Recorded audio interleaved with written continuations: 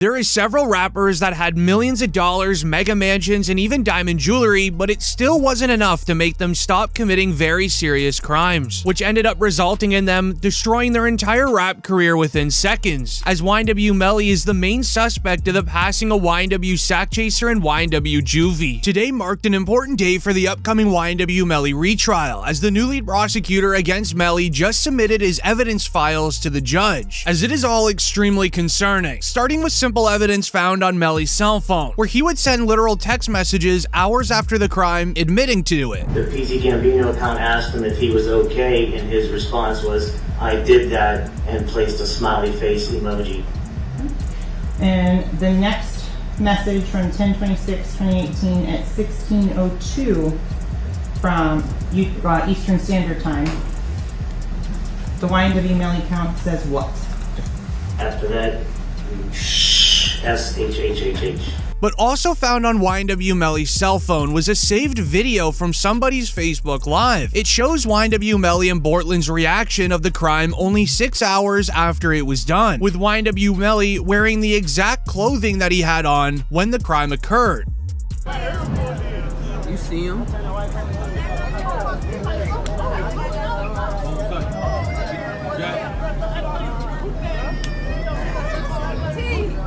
Melly still turned regardless of what happened this early morning.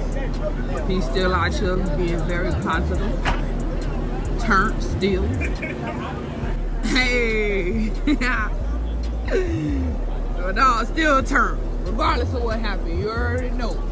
Showing not even an ounce of sadness for the passing of their two best friends. Knowing how YNW Melly handled it emotionally, the lead prosecutor would then dive deep into Melly's motive, as you need to remember YNW Melly was given a mistrial in the first trial, all because of the prosecutors not emphasizing to the jury what YNW Melly's motive was to commit the crime. But the new lead prosecutor is going to make it very simple to understand, as the lead prosecutor ended up realizing that YNW Melly was very close friends with late King Von. This was before YNW Melly's arrest and before King Von sadly passed. But recently, a rogue O-Block member shared a secret that YNW Melly told King Von, as Melly was asking King Von for advice on how to handle a situation where two of your best friends, in this case Sack Chaser and Juvie, are coming after you for financial gain on a lot of money. Did Von really tell you that Melly told him that he was two friends? He ain't come out and say, like, we got into an argument, and so if you know when people could say something without saying it. And so he told me, like, once I posted what I posted, Von was mad at me. Bro, why you put there, bro? What the bam? I'm like, you sitting up here, like, you know the love we got. You do this for us, but you gonna trust that his two friends? And he said, them was trying to extort him.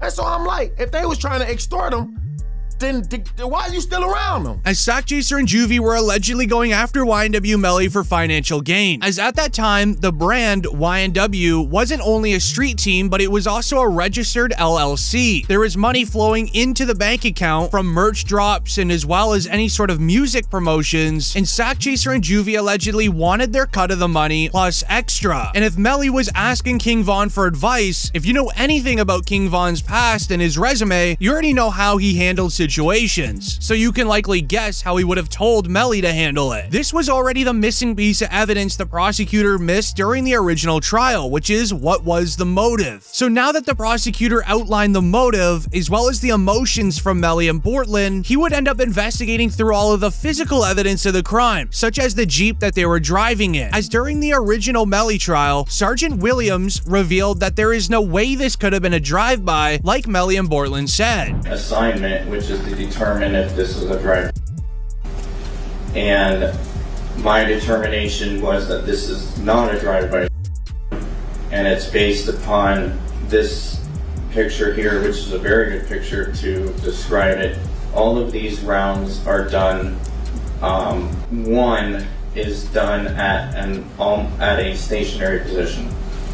At a stationary position when all but one of these rounds are going in. The one round that has some movement in it, which is round site L here, the actually moving in that to create the the little bit of a that you see there. Okay, a lot of information in that answer, so let's break it down a little bit. You mentioned so I'm gonna zoom in on site F. Number, you said 17 outside the car. How many rounds were inside of the car? 3. And can you exclude the for Mr. Williams and Mr. Thomas as coming from outside of the car? Yes. From the driver's side back seat.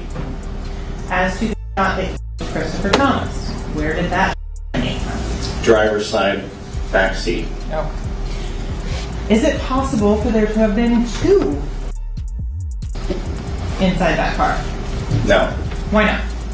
There is no time. As with Williams revealing the crime must have happened inside of the vehicle during the original Melly trial, we then saw YNW Juvie's mother go to the stand and share who was sitting there, confirming that it was YNW Melly. And are you related to one of the victims in this case? Yes, I am. How so? I'm his mother, And who is that? Christopher Thomas.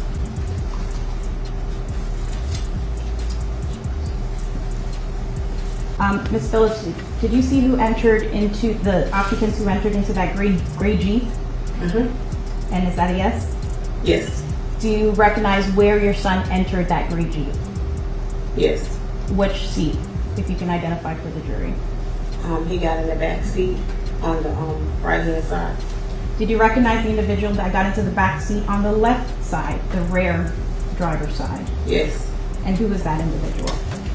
Janelle. And Jamel, is that the defendant, Jamel Demons? Yes, ma'am. As while the prosecutors were working on building the new case to prove Melly's guilt, Melly's lawyers for the last few months have been working on getting him released on a bond. As stated on a report of, YNW Melly's Double M retrial is set for September 2025, with his mother Jamie King giving an update outside of the courthouse. Free Melly till he's free. He's coming home, guys. Just patience. So we did have court today, him and Bort. They both had court.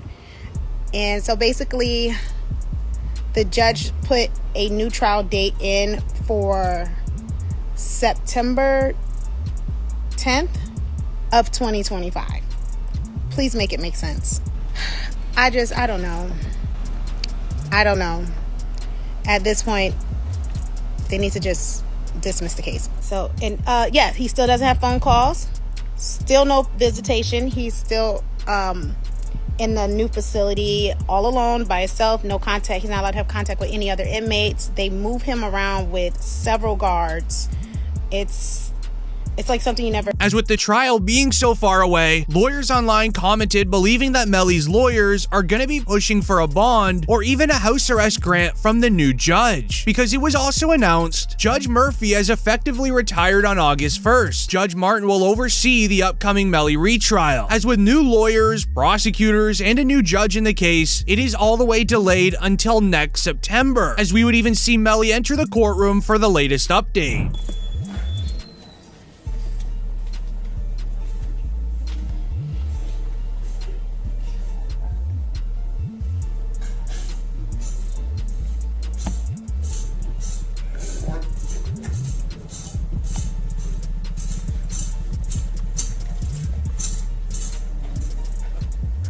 This is on State of Florida versus Jamel Demons. Present is Mr. Demons. Mr. Demons, can you hear us? As this is when it was reported shortly after, new judge hears YNW Melly's lawyers out on a bond release. With many moving pieces for the retrial, a delay is now even likely. Expect the rapper to be released soon, more to come. The prosecutors, though, wanted to put an end to this very quickly. They don't want YNW Melly on a house arrest grant or even a bond. So this is where the courtroom got scary. Because it's important to know the Florida Police Department arrested YNW Melly in Portland on February 13th, 2020 2019 for the passing of YNW sack chaser in juvie. Melly was even granted a mistrial in the case on July 22nd, 2023, but Melly's remained inside of jail ever since the original arrest in 2019. Meanwhile, YNW Borland was released on a bond for multiple years. He only spent 3 days inside of jail before being allowed to leave. The police ever since day one have only ever wanted Melly. This even dates back to the week of the crime where Borland was interrogated by police, where he even hints towards him being the innocent one throughout the interview. And I'm driving, ducking for my life, trying to make sure I don't get hit. And you telling me, you telling me about shit. I don't know. You know what I'm saying? I'm trying to make sure I don't get hit. I'm driving. I'm trying to make sure I don't get hit. You know what I'm saying?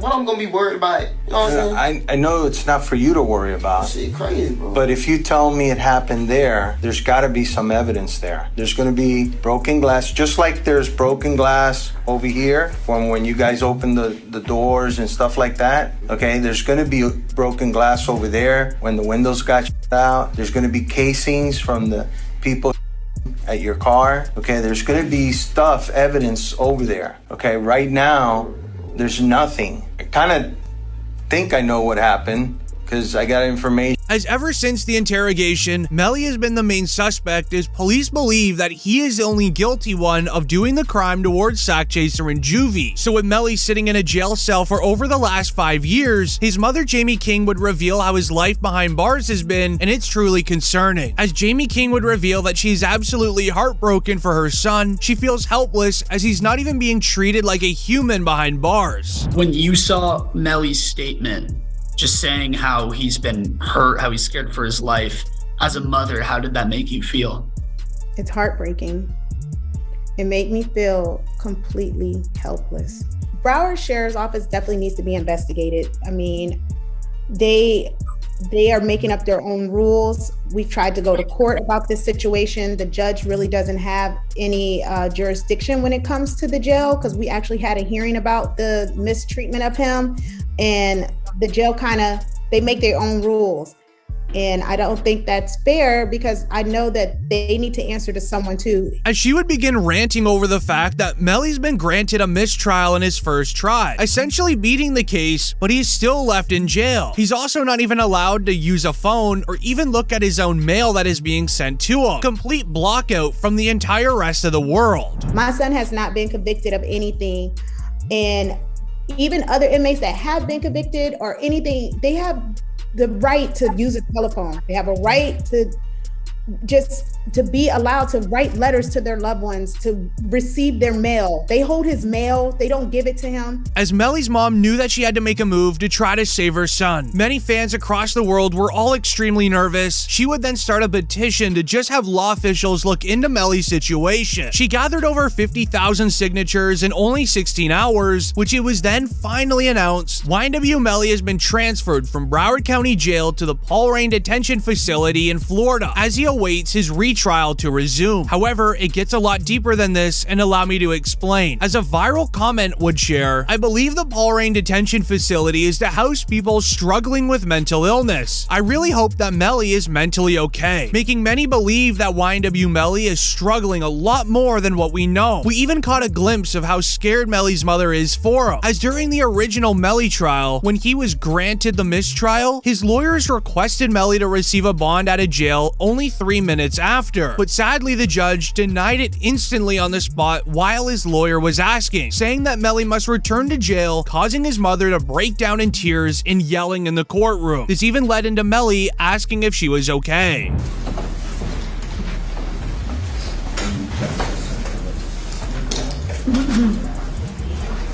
Sorry.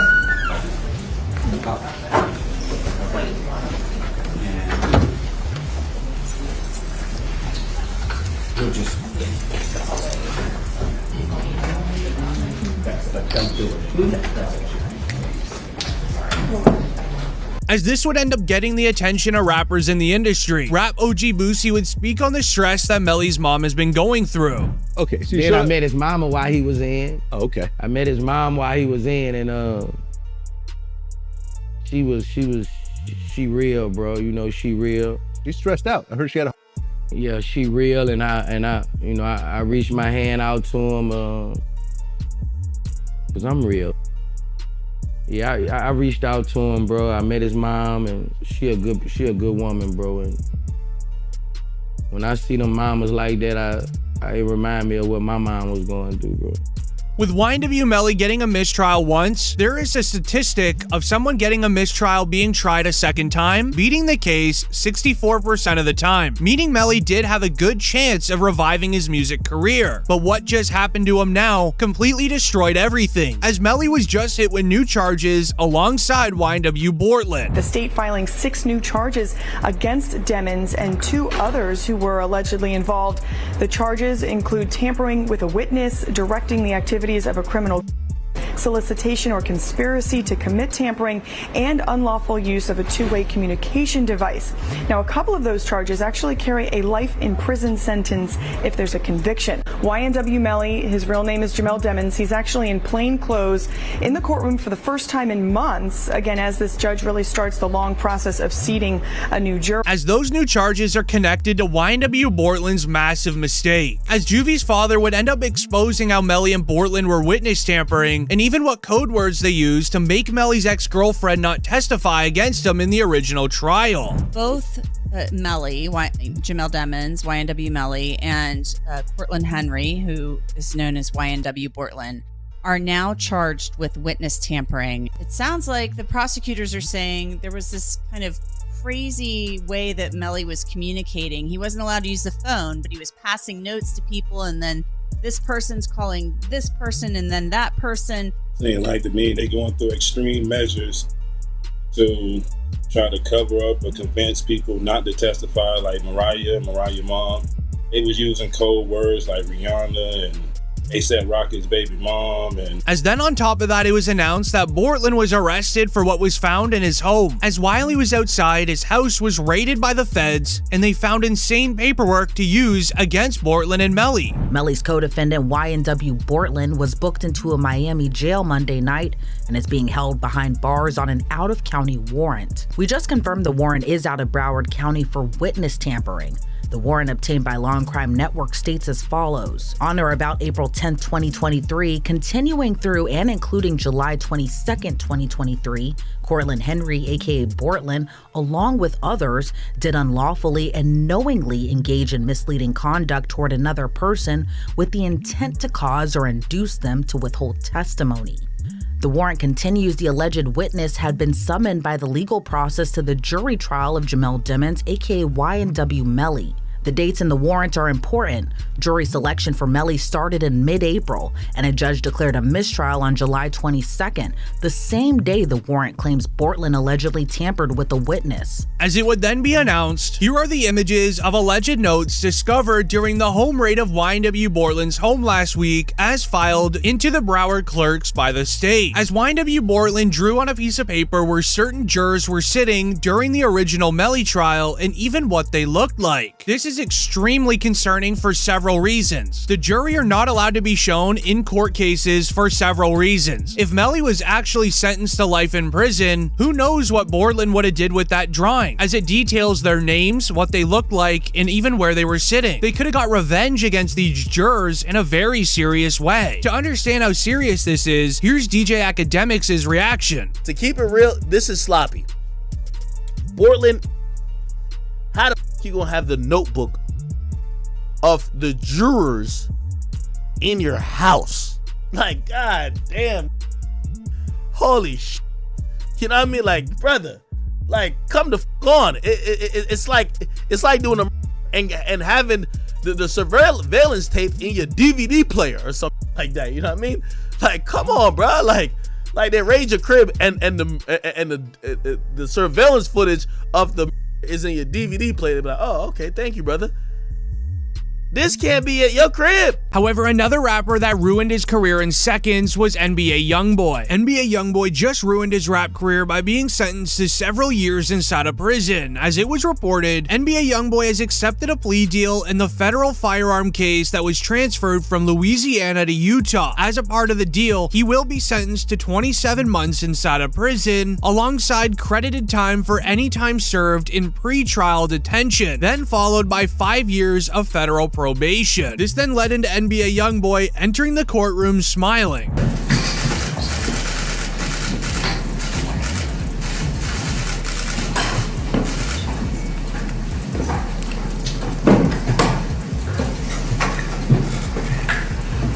This ended up going viral online, with people saying that you have to be a different type of man to be smiling while accepting a plea deal into prison. But it gets crazier from here, as while being sentenced, a crazy NBA YoungBoy fan would end up hacking into the court hearing Zoom call, and he would start yelling "Free YoungBoy" to everyone in the room. Free YB, man. Free YB. Everyone needs to stay muted. Okay. Free YB. All right. Mr. Galden's case has already been called. He's done with court today. For those of you interested, everyone keep yourselves muted. Free YB. Free YB. Free YB. As while some fans are joking about his current jail situation, it's actually a lot more serious than you might think, and allow me to explain. On March 10th, 2021, NBA YoungBoy was arrested and charged with 1 count of possession of a firearm by a convicted felon, as well as 1 count of possession of a firearm that's not registered on the National Firearms Registration List. With NBA YoungBoy already having 14 charges against him for previous crimes that he did end up beating inside a court or serving jail time for, he is the last man on earth that should be holding a firearm, and sadly he was caught with it. While he was outside recording a music video on a street in a random neighborhood, there was several of his friends playing loud music and dancing on the hood of a car. An older lady who lived on the street ended up calling the police as she was worried, describing to the police that there is several men dancing around, holding firearms in the air, and yelling at the top of their lungs. Police would quickly come to the scene and arrest NBA YoungBoy, as they already noticed who he was with how many times that he's been arrested. So yesterday at court, the body cam footage of the officer who put the cuffs on YoungBoy back in September during that music video, that was shown, and it was very interesting because the cop comes right up to him, you know, whatever, he puts the cuffs on him. And then YoungBoy's reaction is kind of hilarious. I thought it might be interesting for y'all. He was like, yo, big dog, man, what you doing, man? Why you putting these cuffs on me? That's who he was calling the cop. He was calling the cop big dog. He's like, big dog, you up right now. I didn't do nothing. You could search me. I got nothing on me. Cop doesn't listen. Cop puts him in and the whole time YoungBoy's like, yo, man, what you doing, man? Big dog, why? And it really goes to show you a lot about this case. YoungBoy didn't think he did anything wrong. He didn't think that they were going to go and start taking footage from music videos and said, you held a gun in a music video and you're a felon and that's a federal felony and you're going to face 3 to 5 years. No, and it really shows you that these federal laws, as applied to kids like NBA YoungBoy from the hood, are extremely unfair and extremely punitive, and we need to take a good long look on what's going on there. But also in the process of NBA YoungBoy getting arrested, the cameraman was trying to run away. He knew that NBA YoungBoy was not likely supposed to be holding a firearm. He would quickly try to delete the footage. However, the police were quick to get him as well, confiscating the camera without legal permission in doing so. They were ended up able to retrieve the footage of NBA YoungBoy holding the firearm. YoungBoy's lawyer made the argument in court that the police got the footage illegally, but it sadly didn't hold up in court. As it would be announced, NBA YoungBoy has lost his appeal with the feds, and now prosecutors can use the footage of him holding firearms to convict him. As allegedly before the cameraman was arrested, he quickly took out the SD card and placed it into his pocket, but the police didn't have the right to search him. They were only able to take his camera. Update on NBA YoungBoy. He lost the appeal with the federal appeals court. He can take it up to the Supreme Court. What happened? So the federal judge, the lower court, ruled in his favor. She said that the video of him holding what looks like to be a is suppressed. Can't be used at trial against him. The way you guys obtained it, you violated his constitutional rights. Now, the government went to the Fifth Circuit United States Court of Appeals. The Fifth Circuit said, you know what, we have a different decision, and we're going to say that the government can use that evidence. It is going to be allowed in the case. Now, YoungBoy's got a couple of options. One, he can appeal to the Supreme Court. I fully expect they will appeal to the Supreme Court. Two, you got to go to the government and say, look, this guy was locked up for a long amount of time. I think he was locked up for almost a year. He's been on house arrest for almost a year. How much time do you want him to serve, and think about doing a plea bargain? Ultimately, you can also take this case to trial and try to beat the feds and go 2-0 against them. He's previously beaten a federal. Which means that NBA YoungBoy is allegedly in jail right now for over 2 years for a crime that the police didn't even have the right to enforce. As these two rappers have very different charges, but it feels awfully similar to what Boosie said about YNW Melly. The feds don't care if the evidence they obtained is illegal. They treat rappers wrong in the court system all the time. Melly received a mistrial, essentially beating the case in a way, and he still wasn't even granted a house arrest or a bond agreement. agreement, as the statistic shows that when receiving a mistrial, the criminal ends up getting a house arrest or bond agreement 88% of the time. Now they're putting even more charges on them, and then when they want you, they want you. I knew they wanted them bad when they waited for that law to get passed. They waited all the way. Penalty. So it'd be 8-4. Oh, right. Yeah. You know, they waited all the way till that law got passed to take him to trial. Yeah, he was in jail for what, 2 years, 3 years? Yeah. They could have been took you to trial. You're right. They waited till that law got passed and took him to trial a couple months later. When they want you, man. I just don't see how he didn't get a bond after a fucking mistrial. Yeah. That made me like, God damn. Yeah.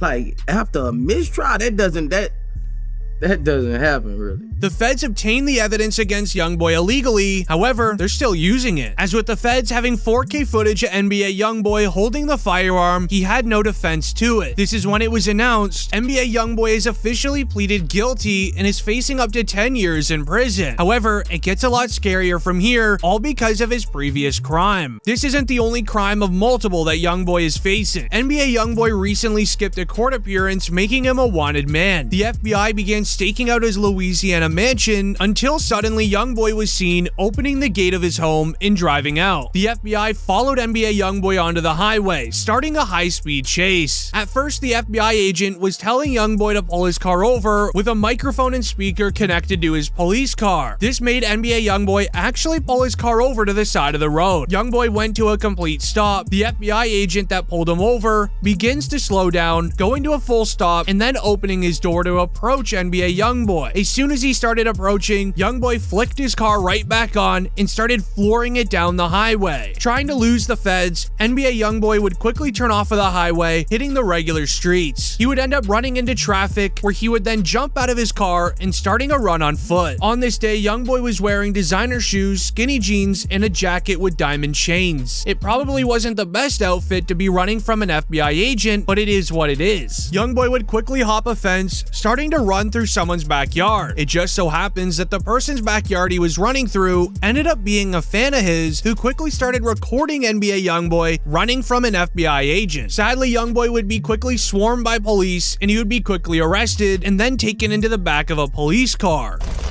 You want to talk to us? Tell us what happened, as soon as we're done with everything,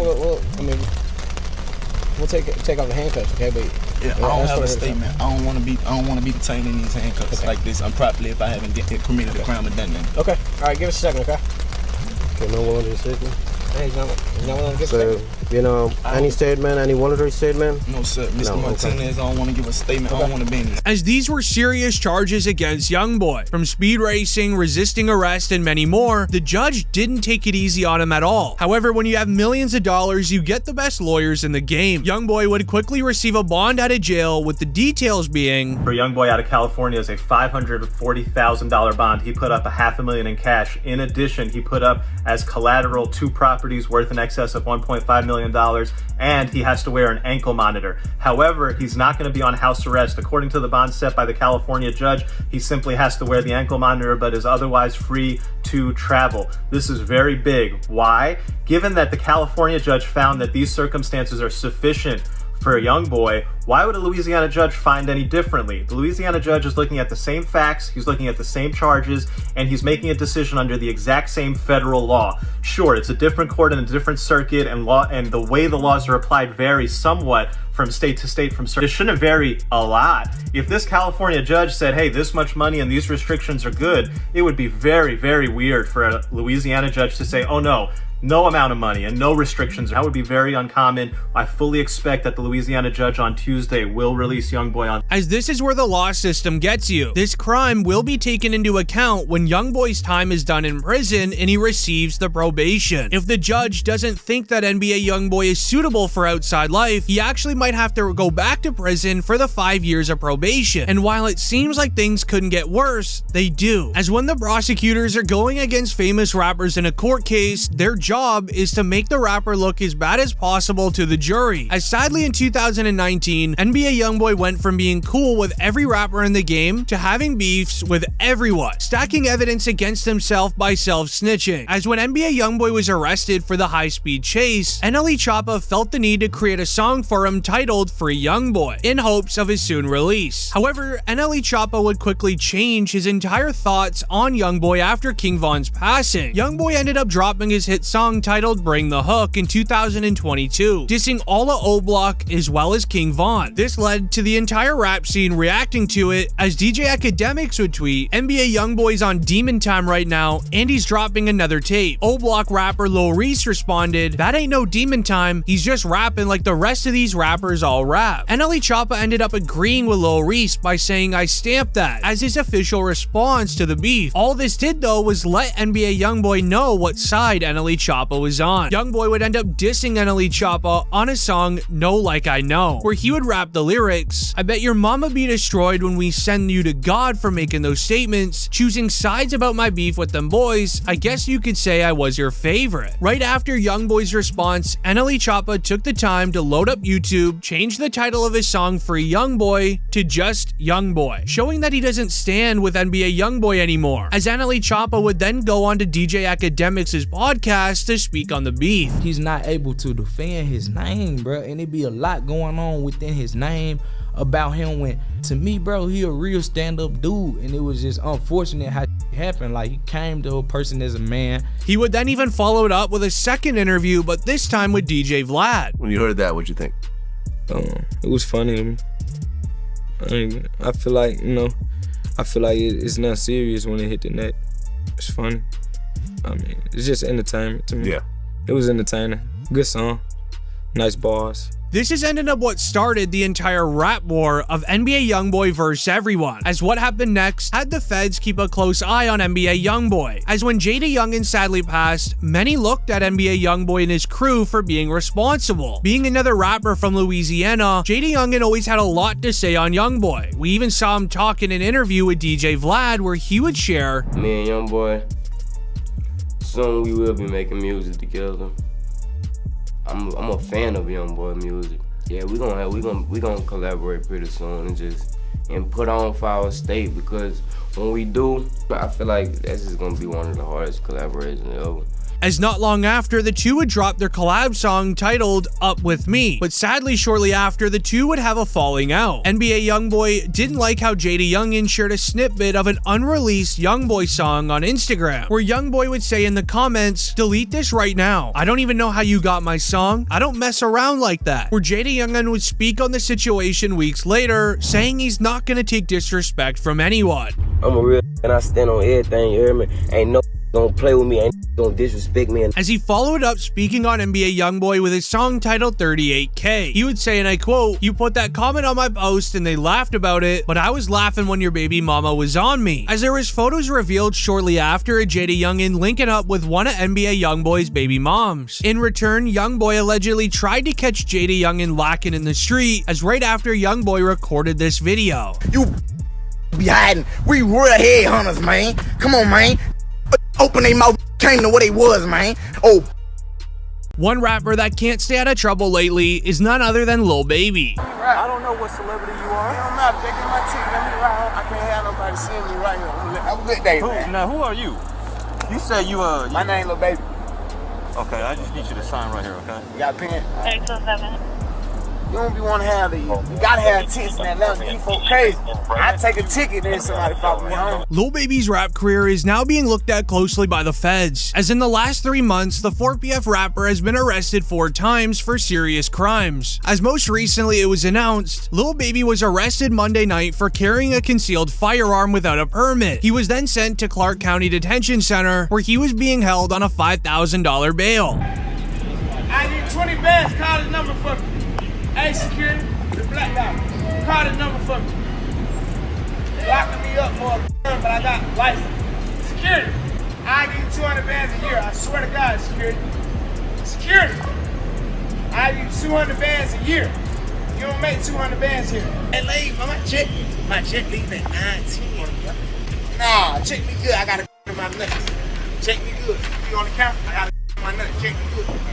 I got a gun. Alright, y'all let me that car shoot myself dead. Y'all fired. As with Lil Baby being released on bail shortly after, this arrest could not have come at a worse time, as only 3 weeks prior, Lil Baby was arrested for illegal window tints, with the official body cam footage being released. Huh? Man, you know why I pull you over? These windows, they tinted. You can't see nothing I'm a out. celebrity, man. Nobody can't see me. Give me my ticket. Let me ride. I don't know what celebrity you are. It don't matter. They give me my ticket. Let me ride. I can't have nobody seeing me right here. I'm gonna let my window up. Oh yeah, you good, but you can't have that tinted window, man. Alright, they give me You a know ticket. Have a good day, man. Now who are you? You say you My name Lil Baby. Okay, I just need you to sign right here, okay? You got a pen? 827. You don't be want to have these. You gotta have tints in that level. These folk crazy. I take a ticket, then somebody follow me home. Put a 32. Huh? You can put a 32. If you got a medical exception, you can get the tint. As the body cam the officer was wearing would end up not working, the footage would all be corrupt, leaving many wondering what truly happened in the aftermath, as during the footage, Lil Baby and the officer at the scene were having a good conversation and just getting out a ticket. However, in the end, Lil Baby ended up going to jail over an illegal window tint, which is extremely rare. Many online commented that Lil Baby could have been arrested and treated poorly because of the color of his skin, which has been a huge problem in the United States. But thankfully, Lil Baby flew out his lawyer on a private jet, leading into Lil Baby getting bailed out that night.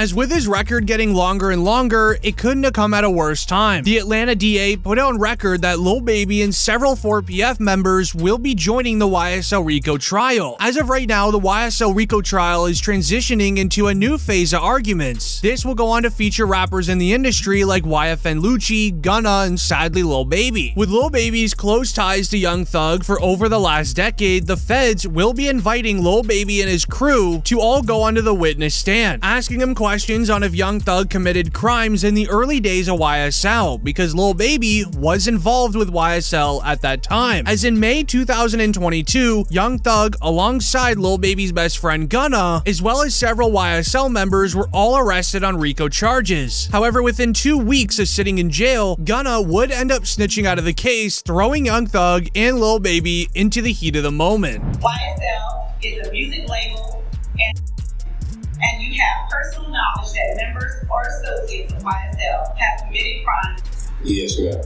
You were present when law enforcement officers stopped the vehicle in which you were present, along with Jeffrey Williams, and a firearm were recovered. These items did not belong to you.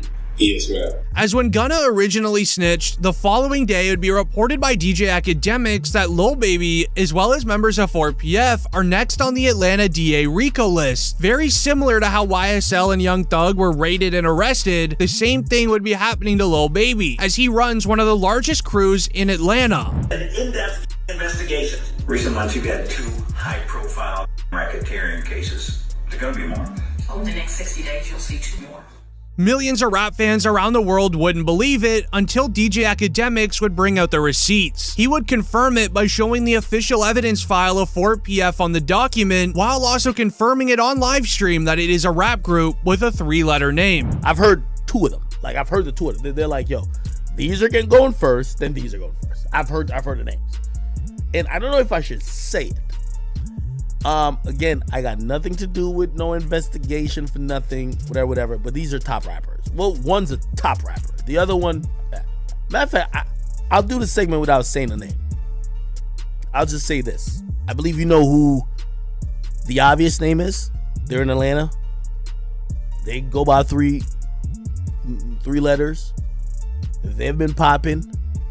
One of the top, I would say, 3 rappers in the game. This is then when the entire rap world would end up flipping on Gunna, cutting all ties with the former YSL rapper, as even the following day after snitching out of jail, Lil Baby and Lil Durk, who were previously best friends with Gunna, would end up cutting ties. DJ Academics would share a new snippet of a Lil Durk song, saying in the lyrics, "What happened to Virgil, he's probably gonna tell," referring to the collab song that he had with Gunna titled What Happened to Virgil. Lil Durk didn't speak publicly about Gunna snitching, but he did sneak diss him in a few songs, likely proving that he's not a fan of the idea. This then led into Lil Baby making one of the biggest news in hip-hop, where Academics would tweet, "The streets are saying Lil Baby unfollowed Gunna today. Do y'all think the industry is giving Gunna too much of a hard time for being a truth teller or not?" This was a huge move. Lil Baby and Gunna were best friends for many years, as they even grew their entire rap career together. Lil Baby would end up sneak dissing Gunna in the first song, 350, where he would say the lyrics, "Ain't never said nothing about it, boy you know you a rat." This ended up going viral on social media, showing that Lil Baby is obviously angry at Gunna. Weirdly enough, this would end up rubbing Young Thug's father the wrong way, as he would go on to tell Lil Baby to be quiet in an interview. How do you feel about Lil Baby throwing at Gunna for his plea deal? He need to shut the fuck up, cause he don't know what's going on. You know, he's going off of what he heard. Ask Lil Baby, have he ever came to a court date? Oh, okay. See, that's what I want y'all to ask these damn rappers and these bloggers with this whole snitch shit and this. When have y'all went to a court date to support Slime, to support Jeffrey, to support Thug, however you want to name him? Go on their social media pages and say, why in the haven't you been at the courthouse to support your dude? And I guarantee you won't get an answer. However, Young Thug's father wouldn't end there. He would end up also revealing this about Gunna. Courtney said, how do you feel about Gunna? I love Gunna. See, that's the thing. People don't understand the relationship. They got this thing saying that Gunna is a rat and he's done this and done that. But see, let me try to help the attorney clarify that a little simpler. Okay. Gunna hasn't done anything whatsoever that can hurt us on this case. Period. As allegedly to Young Thug's father, Gunna's plea deal and snitching on Thug and Lil Baby didn't affect his son's life. But many rappers had a lot of different opinions, as we would see 6ix9ine hop on a Clubhouse call with Wack 100 explaining that Young Thug and Lil Baby are in terrible situations because of what Gunna did by snitching out of the YSL RICO trial. So me pleading guilty is only making it worse for my man. I'm saying I was there. Yes, I did it. I plead guilty. I am guilty. I am guilty. Anything you said in that courtroom is going to be used against your man, my man. That is open. We would then even see 6ix9ine hop on an interview, this time with DJ Academics, sharing more thoughts about Gunna snitching. He just implicated YSL being so now home, right? All the people who's locked up, like Jeffrey, like Young Thug, now he can't go with that defense. He can't go with the defense of saying I'm a record label. As this would end up making the rounds on social media, becoming one of the biggest things as Lil Baby's life is now in jeopardy. Even NBA YoungBoy had to say, "Don't call me asking me about what I think about the situation or do I think snitching. I honestly don't give not one. I ain't got nothing to do with that." Right now, Young and Ace is being tracked by the feds for the passing of Julio Fulio. After creating several diss tracks after his passing, while almost admitting to being involved and putting out the hit, the feds are now on him. Today was a scary day for Young and Ace, as the future of his rap career could be over. It would be reported Jacksonville Sheriff TK Waters sends a PSA to Young and Ace and his crew, ATK, after Julio Fulio's hitters were caught. So Young and Ace has long been known in Jacksonville. We are consistently monitoring those groups. We have people that are always watching them. I won't speak to the chief's investigation. That's up to TPD. We don't have an investigation on him right now, but he can't move around in Jacksonville without us knowing about it. And that's for the betterment of our community.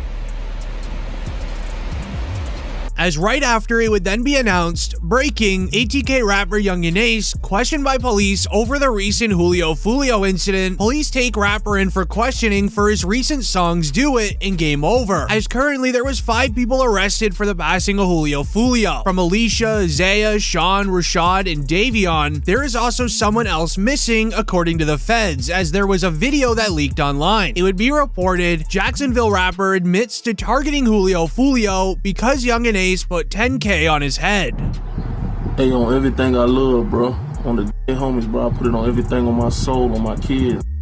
I'm the one that smacked Julio Fulio that night when he got at his birthday celebration, bro. You feel me? I ain't gonna show my face and give my identity away or nothing like that, but you know, I did that, you feel me? It was money on his head, you feel me? I rock with Ace and them boys, you feel me? ATK, you feel me? I be in Jacksonville heavy, you feel me? If you know, you know. But yeah, you feel me? I did that, you feel me? I handled that, cause, you know, Ace had that money on his head, you know, Ace had them put that 10K up. Told me to slide, told me to cause you know he got tired of that nigga running his mouth playing all the time, you feel me? So what had to be done, you feel what I'm saying? So I just handled it, you feel me? It was what it is, bro.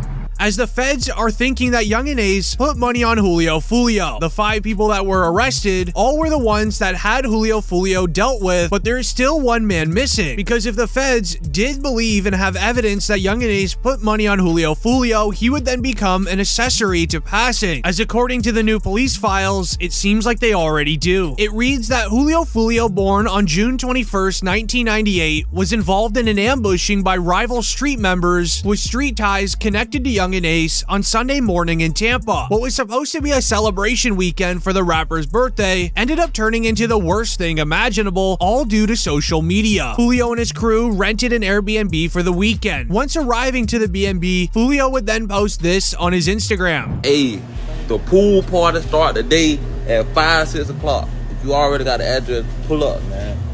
You got the address, pull up. If you need the address, DM me right now. The pool party start at 5, 6 o'clock. DM me for the address or DM Fulio booking ESPN. I'm gonna put it right here. We just got here, bruh. You got to add it. You got to add it, man. Push up. We just got to this bit. Tampa, Florida, man. You already got to add it to the pool party. Push up at 5:30, man. Push up at 5:30, man. We finna get everything right. Push up at 5:30, 6 o'clock, man. Julio Fulio's birthday party inside of the Airbnb only lasted 2 hours. Fulio would then share the inside of the party, showing everyone on his Instagram that there was drinks involved, sharing that he's also having a drink with several women, which one of them ended up setting up Julio Fulio later on in the night. As while Fulio is posting on his Instagram story, laughing and joking and having a celebration, his ops, they were planning on the other side, as this was the first mistake of many for Fulio, showing millions of followers, including his ops, his every move on his Instagram story. But eventually the police would arrive at the Airbnb, calling the landlord of the home, who would then eventually kick Fulio and his crew out of the Florida crib. But Fulio would once again go straight to Instagram, posting his next move. This would then be a poster for a nearby club, telling everyone on his Instagram story to pull up while revealing the literal address of the club on the poster, almost as if he's trying to break the record on social media for most location drops to his ops in one weekend. As once arriving to the club, things would get even scarier. He would go to his Instagram again, but this time vlogging himself, showing exactly where he is sitting inside of the club in the upstairs lounge. We can't do it for my birthday, man. Everybody coming up the stairs. No cap, man. You know what I'm saying? You know what I'm saying? You know what I'm saying? We deep as 20 deep.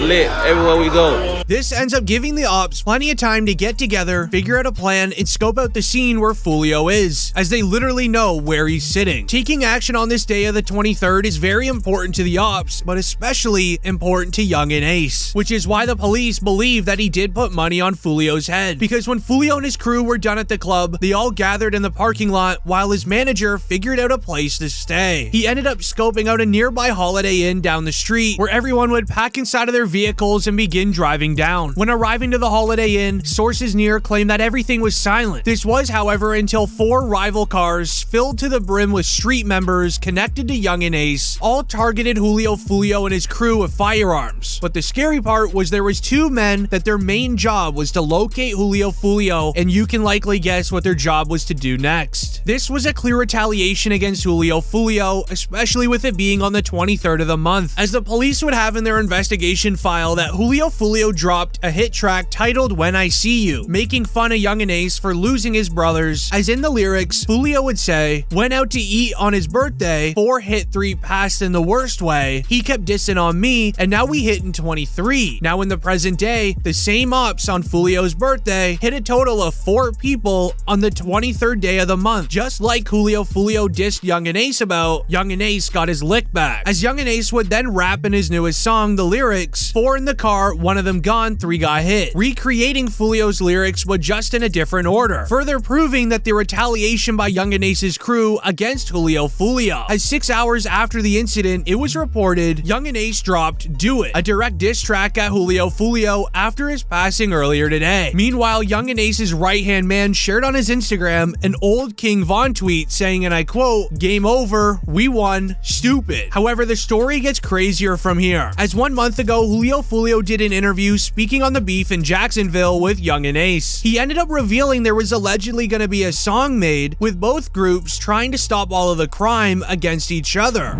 On the record, y'all probably ain't know this. Even though I said what I said, bro, me and J. Breeze supposed to be doing a Stop the Violence song. We probably gonna get that shit in motion. So I'm gonna just get that shit out of the way for the kids, for the youth and shit. And yeah, we gotta make this look better, man. You and J. Breezy have a Stop the Violence record coming. Yeah, that shit, it's talked about. I DM'd him about it.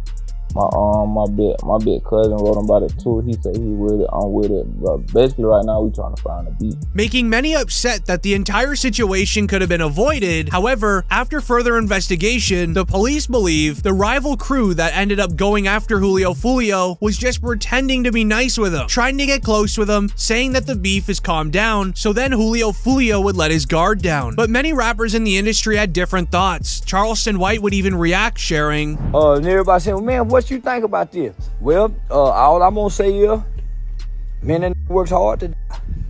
Did he earn this here? And goddamn it, should nobody be sad? Where that lived and talk gangster? Should nobody be sad what did happen to Julio Fulio? One thing we know about it, he didn't go to heaven. That's ain't good. What's that? Yeah, now one thing about it, he ain't in heaven. Now, wait, that boy, listen, he had all the time in the world to apologize to them people. He was going to the graveyard, rapping at the graveyard. Man, that was making people mama cry. It's some people relieved, wiping their forehead saying, "Ooh, Lord, thank you." And then there's some people crying, said, "Oh, we gonna miss one leg, 1 foot." As it would then be moments later when Charleston White would end up revealing why Young and Ace's crew went after Julio Fulio, and it's for one specific reason. This is the passing of Young and Ace's best friend, ATK Mitch. As in April 2022, officers saw Julio Fulio driving a Dodge Durango with an illegal window tint. They would end up pulling Fulio over for some questioning when suddenly a prosecutor would show up, and things got very odd. The prosecutor ended up searching Fulio's vehicle illegally, and he even told the officers who he was. After hearing who Fulio was, he was then arrested and taken into the cops' patrol car. He would then be questioned about ATK Mitch. Alright, so I ain't want to bring it up, I know you can be upset. Mitch, there's some texts I want to talk to you real quick about what happened to Mitch. How long that's gonna take? Not that long, depends on you. They're just gonna ask what you know about what happened. Once he was taken into the police car, he knew that he would be questioned and quickly taken into the police station to be interrogated. He used to come to my mama's house. I used to stay on the corner. He would come over there, show his, you know what I'm saying, support. What type of work do you do? What type of artist? You're an artist. Okay. As far as Mitch go, what are you hearing? Nah, really. I was in Miami when I heard the news. You know what I'm saying? I was down making music, and I saw posting on Instagram, Mitch. Everybody, the whole Jacksonville, Mitch. The detectives started looking at who Fulio was to ATK Mitch and how they knew each other, before quickly realizing they are ops against each other. This would then be the time where Fulio was then asked about ATK Mitch's passing. All right, the reason why I'm here, I am lead on your friend's case. Ooh. You didn't have a friend that recently got killed? A lot of friends that Recently? Mitch? Oh, yeah. So I'm lead on that. I don't know how close you guys were. Can you kind of give me just run down on y'all relationship when y'all met? How long y'all been partners or whatever?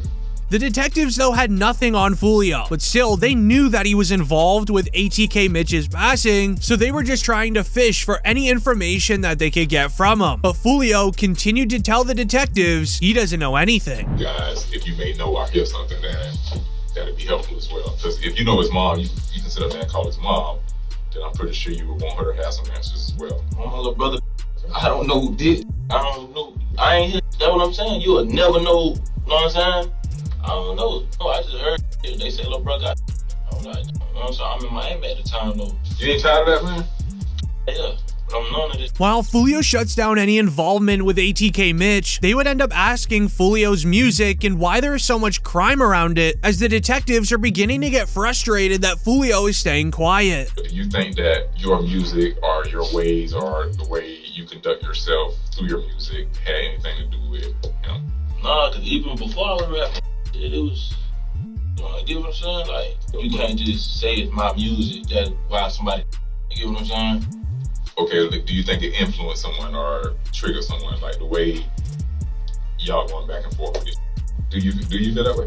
Nah, a song can't make no do nothing, bro. Leaving many angry with Fulio on lying to the police, as ATK Mitch is somebody's son, and the mother just wants to know what happened to her child. As now in 2024, many look at Fulio's passing to be retaliation for ATK Mitch. However, Snoop Dogg is being looked at differently after new evidence found in the Tupac case. With the passing of Tupac Shakur being reinvestigated by police, now using new age technology to find who is truly guilty, fans were extremely upset with the involvement of Snoop Dogg, as it is pretty concerning. During the police's investigation, they were able to find an interview from a now arrested man named Keefe D, who said that Tupac was targeted because he was reaching for his firearm when he was stopped at the red light alongside the opposing vehicle. You said that as you're driving up towards the BMW with Suge driving and Tupac in the passenger seat, and you said that Tupac pulled out a...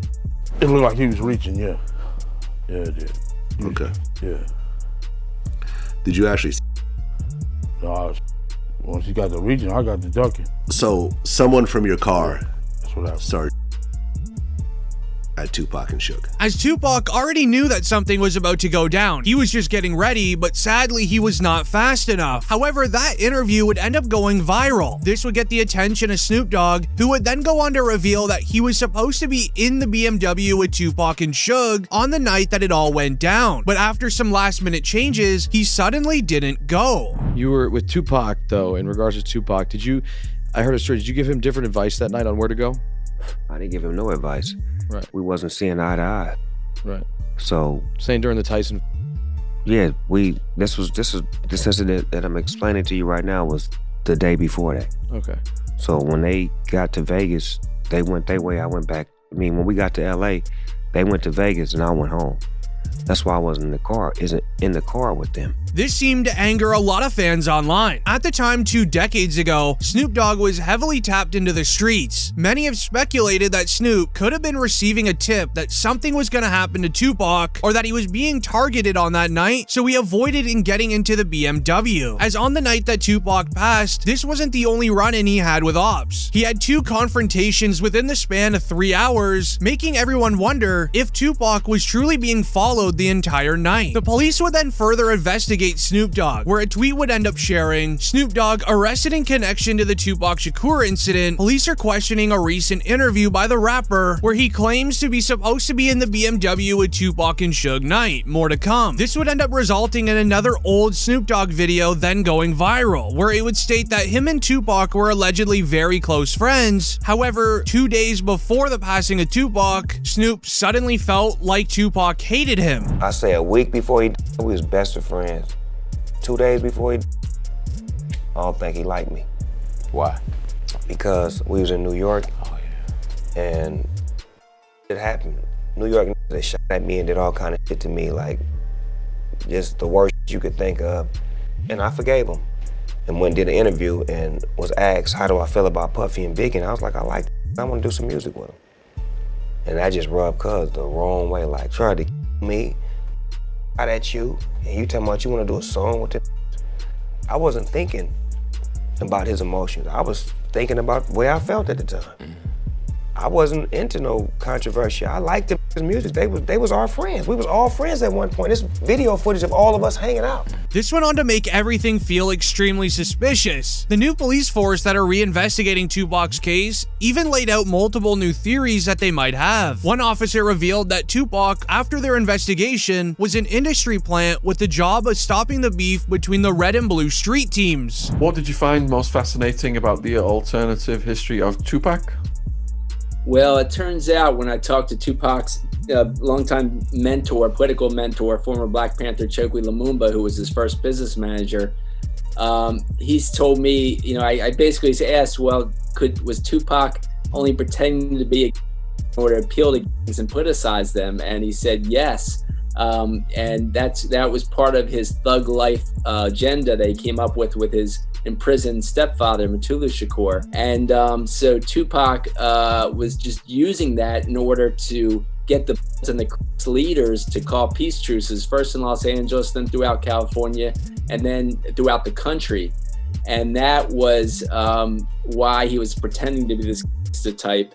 And really, he was just an intellectual prodigy. Then with the plan obviously not working, he then suddenly passed. This all ended up making a small niche community of Tupac Shakur fans want to investigate further in everyone's involvement. Because who can you really trust at this moment? As this is when they would find a 2010 interview with a rapper named Tretch, and everything got weird from here. As in 2010, Tretch was interviewed on the topic of Tupac before a concert. Tretch, Tupac, Suge Knight, and Snoop Dogg were all close homies way back in the day. They all even worked on music together, but here's where it gets interesting. After Tretch's interview, the cameraman forgot to stop recording and he placed his camera onto the ground. In the footage, you can hear the interviewer asking Tretch about Tupac, to which Tretch responds, "Last time I saw him, he was in Cuba." So if you ain't ready for it, get on the sidewalk.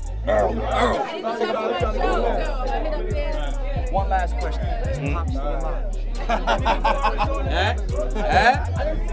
Nobody knows. Y'all good? Yeah, we good. We good. Thanks a lot, man. We good. Last time I saw him, he was in church.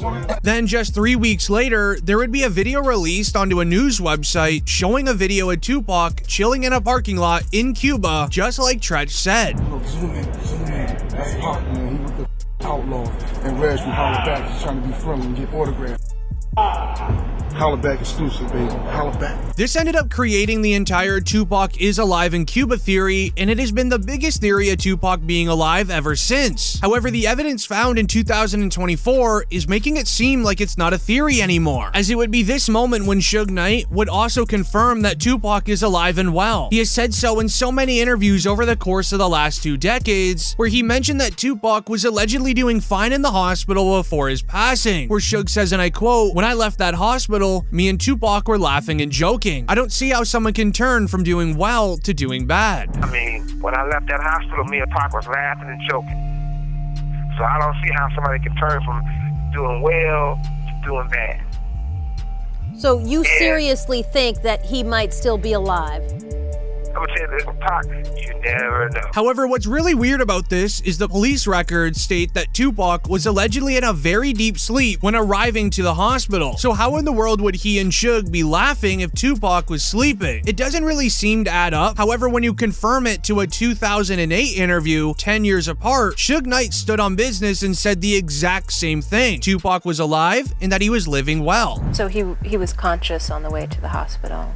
He was conscious on the way to the hospital. He was conscious in the ambulance. He was conscious after they did the surgery. What was the last thing that he said to you?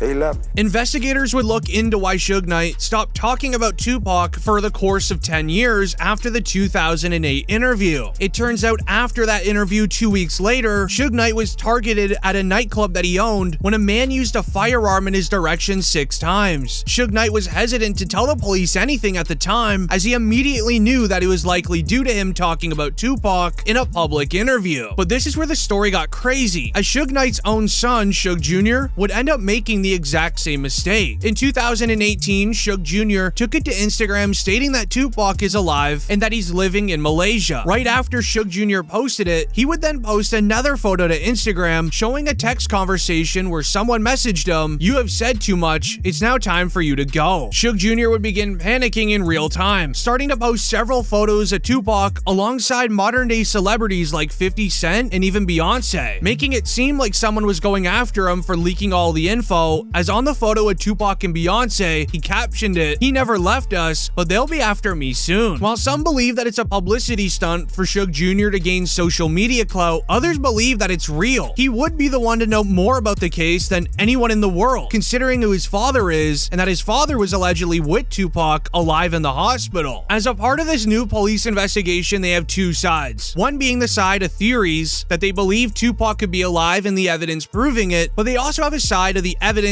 believing that he is sadly gone. When you compare the both sides, there's something missing, and you tell me if you can find it. As recently, the police just arrested a man named Keefe D in connection to this crime. For 27 years, the family of Tupac Shakur has been waiting for justice.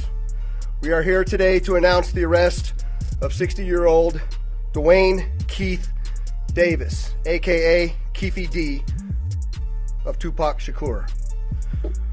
Davis was arrested this morning by my LVMPD criminal apprehension team, and this investigation started on the night of September 7th, 1996.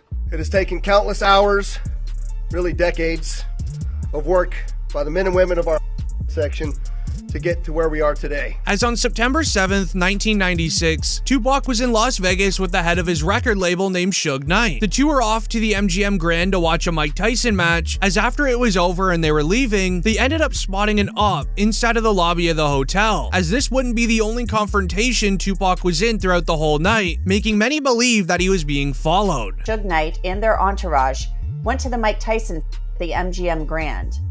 Keefe D and his nephew, Orlando Lane Anderson, and 2 of their friends were also there. Keefe D told LAPD Detective Greg Kading more than a decade ago, in a proffer that couldn't be used against him, the shooting was retaliation after Tupac jumped Orlando and beat him up at the casino. Surveillance cameras recorded the fight. Tupac was angry that Lane had stolen his necklace years prior in Compton. Tupac, Suge Knight, and the entourage left the casino quickly. Thankfully, security would end up breaking up the altercation between Tupac, Suge, and the ops, leading into Tupac and Suge exiting the hotel, going to their own hotel to go change. The two would then go off to a club to go party it up. At around 11 p.m., the two began driving to the club, going down the Las Vegas Strip with their windows down, loud music playing, and then continuously looking out of their window. This is what led into things going down right in the middle of the street. Knew about Tupac's concert at the Club 662. Members, including Orlando and Keefe D, jumped in their white Cadillac and started cruising the strip looking for the offender. Before long, they finally spotted Tupac's caravan. At the intersection of East Flamingo Boulevard and Koval Lane, the white Cadillac pulled alongside the black BMW with Suge on the driver and Tupac on the passenger seats. The back window of the Cadillac rolled twice in the chest, once in the arm, once in the thigh. With the aftermath being a mystery for over 2 decades, the police now started investigating a concerning interview by Keefe D on DJ Vlad's show, where he would go on to reveal the details of finding Tupac and literally pulling up on him. And Bubble Up was the driver, and Baby Lane and Freaky were in the back seat. We was just all in the car together. Just say that. This was the white Cadillac. Yeah. So you guys are driving around, and then you hear these girls say, "Tupac, Tupac." Got to the light. He was gonna go drink, and he happened to be hanging out the window. He was hanging out the window like he was in a parade. Tupac. Yeah, he was. So what happens next?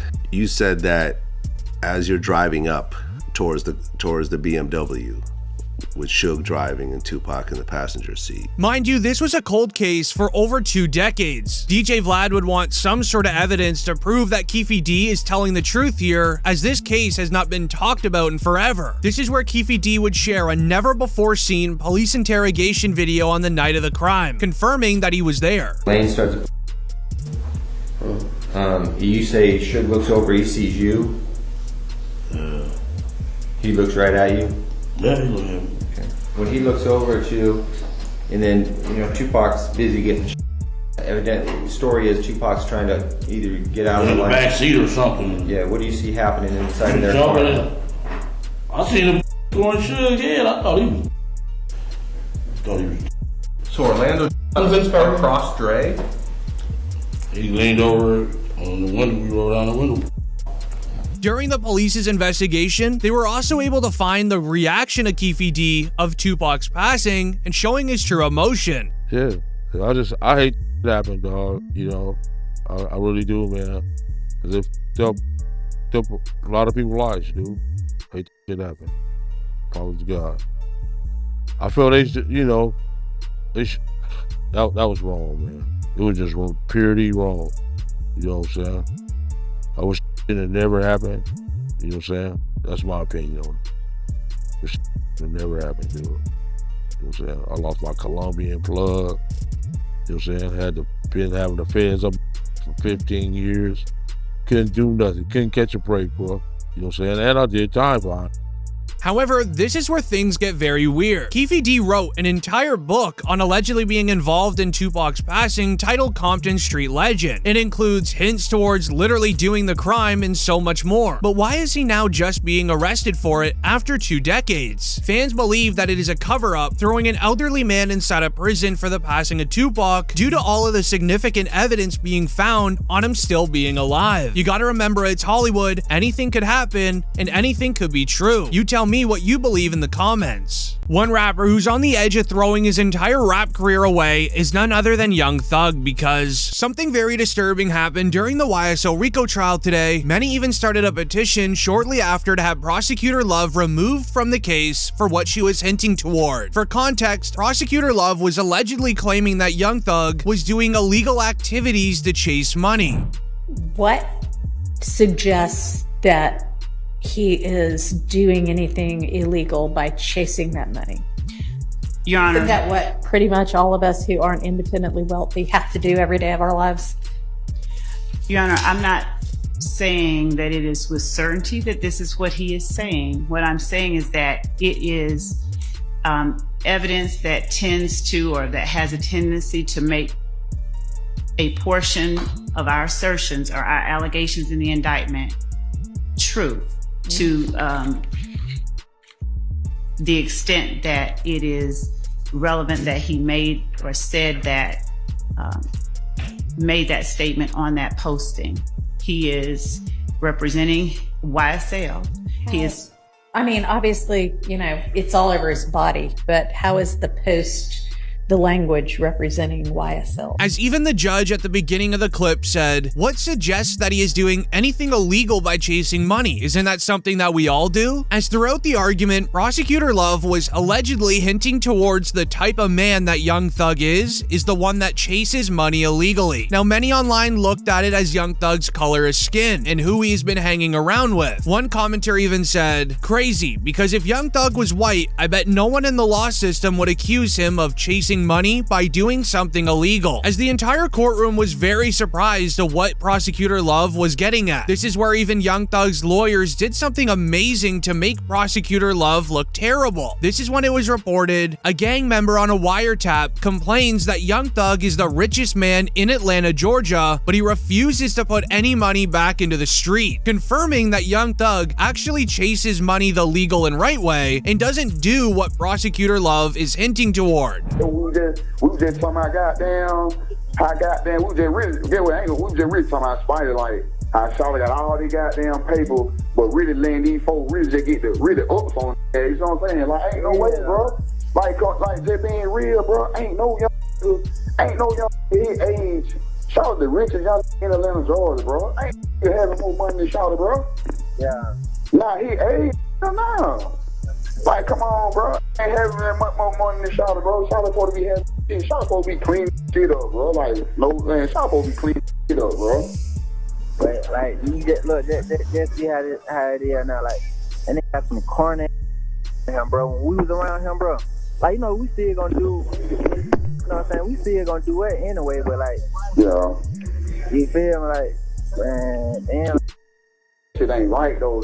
As this is only strengthening Young Thug's lawyers' chances of getting their client released. To understand Thug's release date, you first need to hear the outburst by the judge, as it really seems as if Prosecutor Love won't be around much longer. This is when it was reported the judge went off on Prosecutor Love, saying, and I quote, "It is baffling to me that someone with the number of years of experience that you have, time after time after time, continues to seemingly purposely hide the ball for as long as you possibly can. And I really don't want to believe that it is that purposeful, unless it is that you are so unorganized that you are throwing the case together as you try it." The judge then had to leave the bench to even take some deep breaths. I mean, I can't figure out what it is.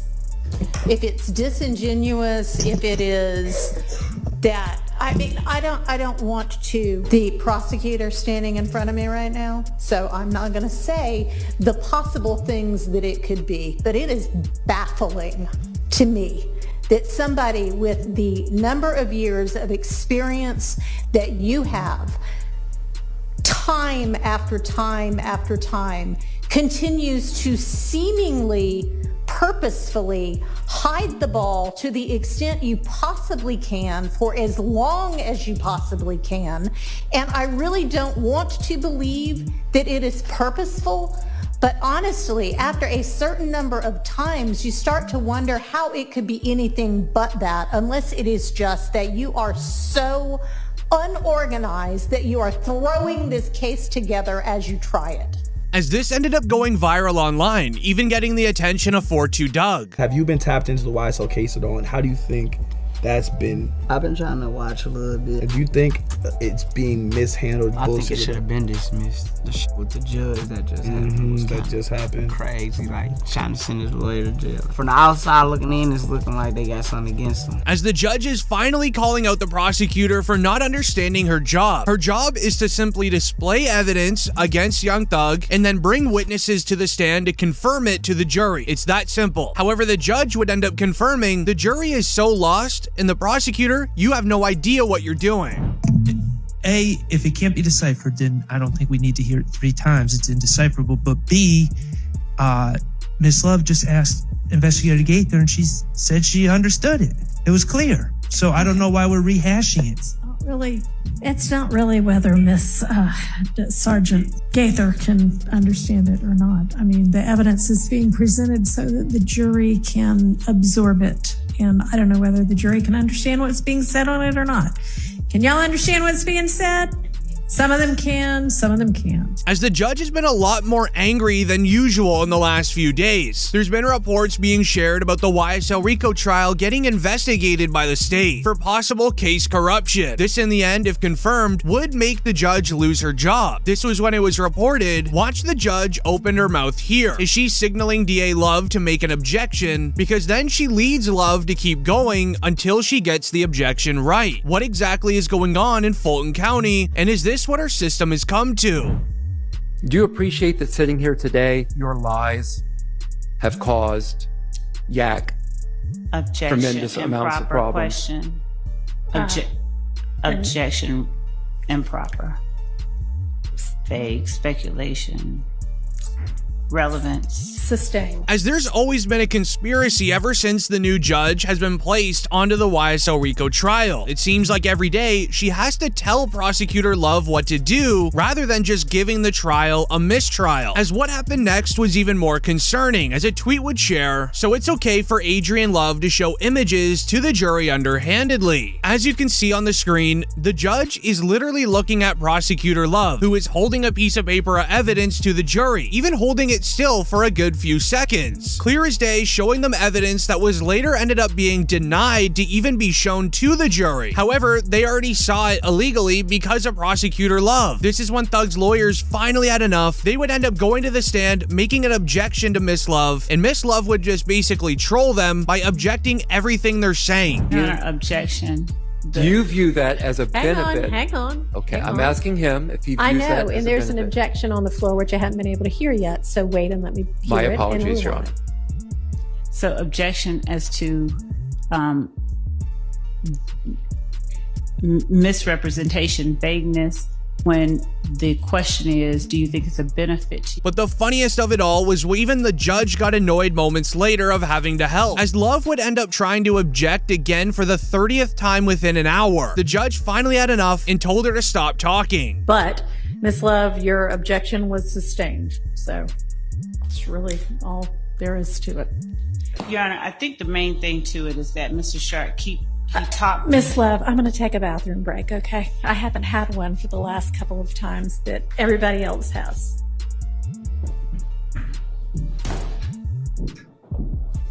As higher-ups in the court system will now be investigating the YSL RICO trial, which will result in Young Thug being released. As the case has never looked more corrupt, you tell me if you think it is after hearing this, as the judge's opinions on a mistrial changed dramatically from the beginning of the court day until the end. When it would be announced at the start of the day, judge denies the motion for mistrial, saying that she doesn't think that there was anything bad, but agrees the questioning could have been confusing and asks Miss Love to clarify. What the line of questioning was, and so a valid objection, it remains sustained, but the motion for mistrial is denied. I am not giving any kind of instruction. You can just fix it by asking the next one. As the judge would end up denying the mistrial at the beginning of the day with no thought towards it, until realizing the prosecutors truly have no idea what they're doing, because they would end up bringing Quindarius Zachary to the stand. He would end up opening his statement by hitting on an attractive investigator in the courtroom and even asks her to be the one to supervise him at his hotel tonight. For you to whichever hotel this is, they end up putting. Can it be what? I don't know whether it's going to be that particular investigator or not.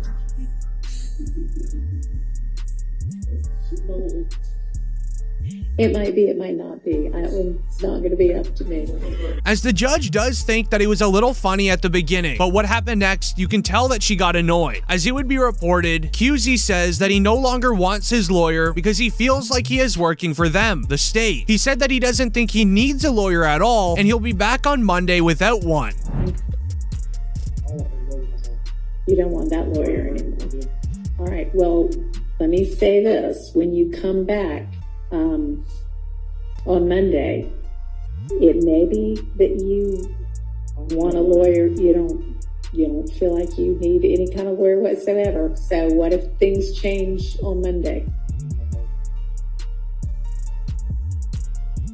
All right. As it would be this moment on when the judge just finally had enough of QZ. She would kick him off of the stand, telling him to practically get lost, and it would be this moment when Thug's lawyer would then submit another motion for a mistrial, and the judge would end up responding using a lot of different words than what she said at the beginning of the day. All right, I'm going to look back at what the transcript says.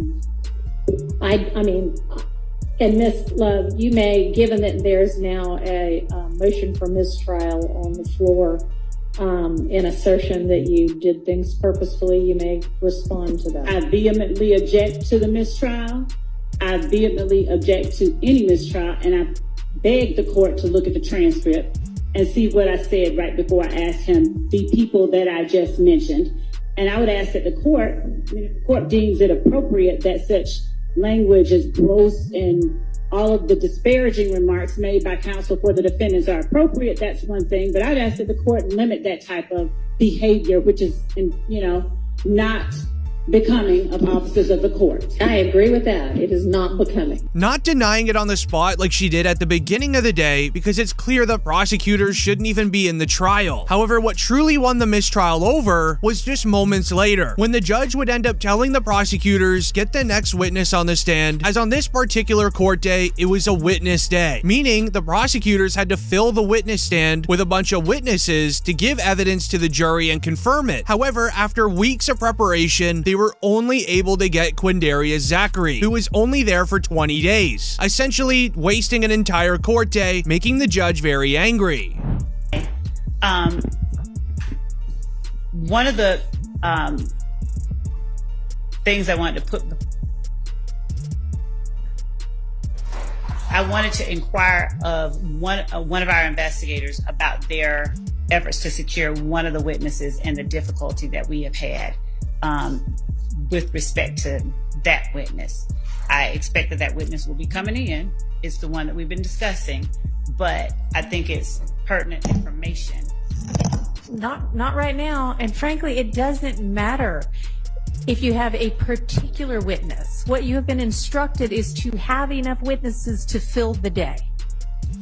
Okay, so if one witness is difficult, then you need to have another one lined up.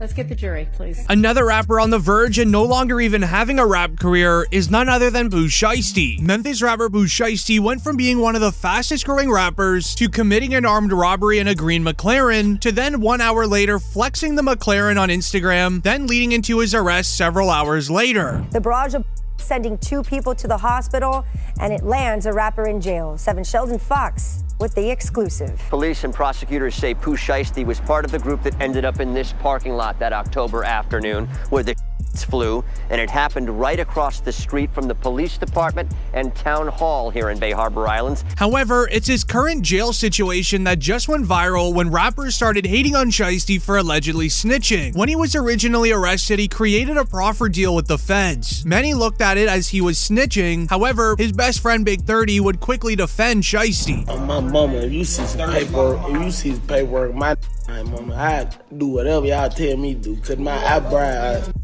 mustache, hair, I throw my chains in the river and jump in and if Shiesty snitch. Go home, take one to the.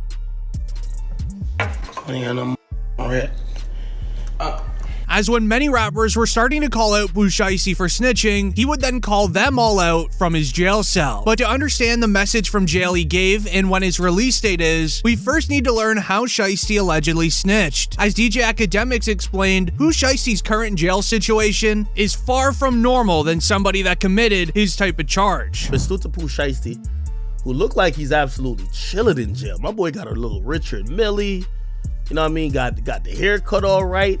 You know what I mean? They be playing Fortnite Mobile. In jail? Oh, he got the Timbs on. They look fresh as well. Yo, this so chilling in prison. He got 2 watches. Like, you know what I mean?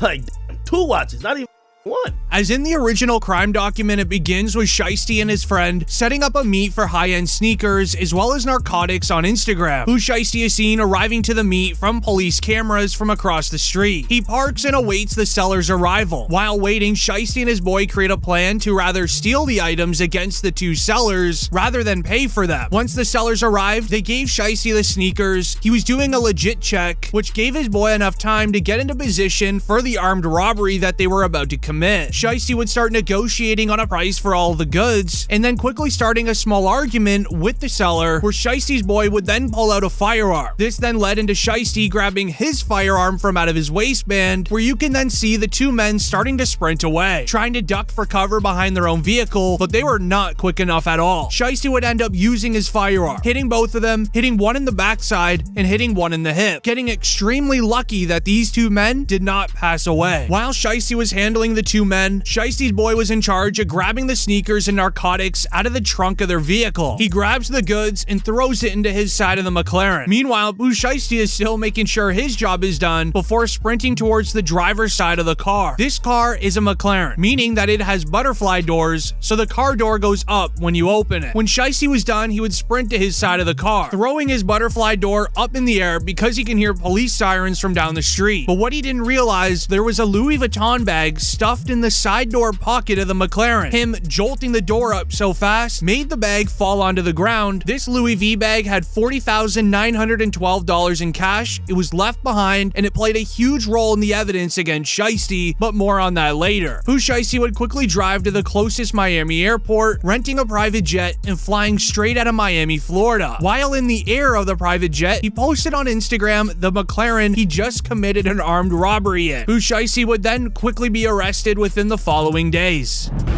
The town of Bay Harbor Island says you're wanted with a He's also charged with armed robbery, battery in their affidavit, saying the two left the state in a private jet. Once he was booked into jail, he quickly bonded out for $30,000 by Gucci Mane. After being on bond for a couple months, he was then officially arrested for the crimes that he committed. Mr. Williams, you were arrested for pursuant to an arrest warrant. It was issued June 3rd. It's charging you. You have two attorneys here, or is it? I'm sorry, two attorneys in the state. Go ahead. You want to announce again? Brad Cohen and Sam Zegny for the defendant. Right. Have you had a chance to review? Yes, Judge, we have.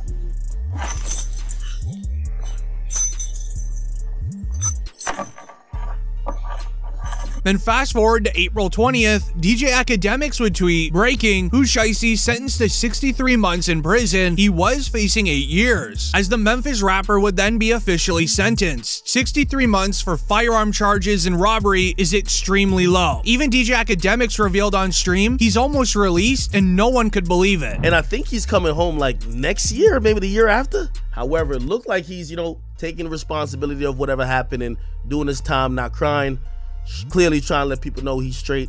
And I do think when he comes back out, granted, as long as it's not like too far from now, if he comes back in a year, he's good. I still think even within 2 weeks. As he is being released early for one specific reason. Pooh Shiesty created a proffer deal with the feds. This is when a criminal proves additional detailed information to the feds which relates to the offense they committed, for which immunity, or in Shiesty's case, a lesser sentence is then granted. Pooh Shiesty was originally facing 20 years to life in prison. It was then dropped to 8 years and then officially dropped to 63 months. But this is where we're starting seeing rappers calling out Shiesty for working with the feds, giving them information on the case and those involved, as it sounds like they snitched, but in reality, he only snitched on himself, giving the judge and prosecutors the information on himself to make the trial process as simple as possible, otherwise known as a fast trial. The judge would make Pooh Shiesty write down all the mistakes that he made when committing this crime. You will not believe this, as the first mistake Shiesty wrote down is that he committed an armed robbery right beside a police station. The footage you see on screen is recorded from police station cameras across the street. Once the sound of firearms in the area were heard, several police cars that were not at the station but around would quickly start driving over to the parking lot that they were doing the robbery in. With law enforcement knowing exactly the location of the armed robbery, it didn't take them long to just look through the recording tapes from across the street. But also with the police arriving to the scene as fast as they did, they are the ones that picked up the Louis Vuitton bag, giving Shiesty zero time to get it back. The second mistake Shiesty wrote was leaving the Louis Vuitton bag behind. This bag held $40,912 in cash. The feds already had an idea of who committed the armed robbery because what Shiesty did while on the private jet, so they went to Shiesty's Instagram and downloaded a few photos. On the photos were Shiesty stretching many $100 bills across his body. Well, the feds would download these photos, zooming in on them where they can see the serial number on the bills. With creative police work, they noticed that the photos of the serial number with the bills ended up matching the exact same bills found in the Louis V bag. This then leads into the third and biggest mistake of them all. Shiesty posted a selfie with an all-green McLaren he just committed an armed robbery in an hour and a half after doing it. I wish this was a joke. Pooh Shiesty got onto the private jet, started posting 3 photos of him flexing the all-green McLaren an hour after the crime. With this going viral online, Shiesty would even release a music video titled Gone MIA, flexing the all-green McLaren again. However, many rappers didn't know he created a proffer deal and they just continued calling him out for snitching. This caused him to have a bad rep in the game for several months, leading into Shiesty in jail sending out a message to respond to everyone hating. He would call out the ops that are disrespecting him, which goes and reads, King Shiesty tapping in from the middle of the penitentiary, aka a bad place, where they say I can't go, jailing, no telling, I still remain untouched. Millions are still in double digits, tell Google to fix my net worth cause we can verify it right now. I was up 21, up 8 figures, Jay-Z can't even relate to my money. I tripled my followers, so stop playing with my name before I buy one of you for sale. You guys aren't anything. I put on for the CG stuff every day and twice on Sundays. I'm not gonna go go fed because I'm not getting scared. No one's never gonna play with me free or in jail. I'm still the man of Memphis, no matter what jungle. How are you gonna let a man in the feds outdo you? You can't even beat me at crawling backwards. For my fans, supporters, and loved ones holding it down every day, keep keeping it solid. I promise it doesn't go unnoticed. But for the rest of you guys, you are done. Keep hating, false advertising, backbiting, and counting me out. I'm gonna be going 100% on you guys. As Shiesty is clearly still standing tall in jail, but he would then end up sharing a message on his Instagram story of an old interview that he did before he got arrested. Really, when I got signed, but I'm gonna tell you before